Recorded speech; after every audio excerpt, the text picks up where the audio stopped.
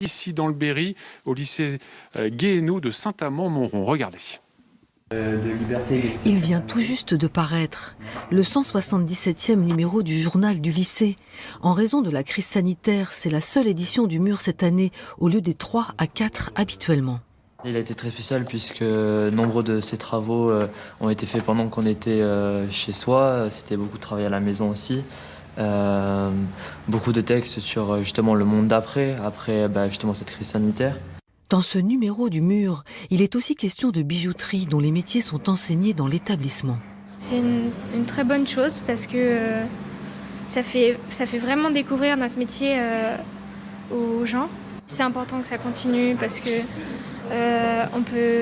certaines personnes peuvent avoir des clichés sur la bijouterie, comme quoi c'est qu'un métier de femme, alors que non, finalement, c'est un métier parfaitement mixte. Le Mur, avec ses 35 années d'existence, est l'un des plus anciens journaux lycéens de France.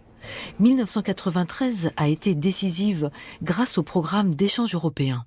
On a constitué un réseau d'écoles de bijouterie en Europe, d'une quinzaine d'écoles avec lesquelles on travaille aujourd'hui encore, à distance depuis le début de cette pandémie, mais avec lesquelles on espère bien retrouver des actions de mobilité, de rencontres dès l'année prochaine.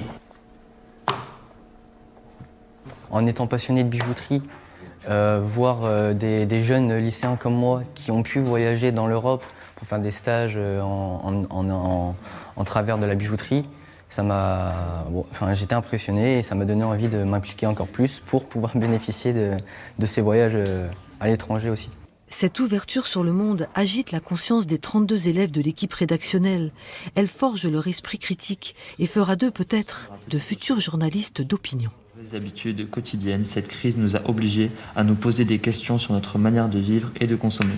Personne ne peut dire quel sera le monde d'après. Pourtant, il est essentiel de penser au futur après cette crise planétaire et d'envisager à l'échelle mondiale une relance écologique.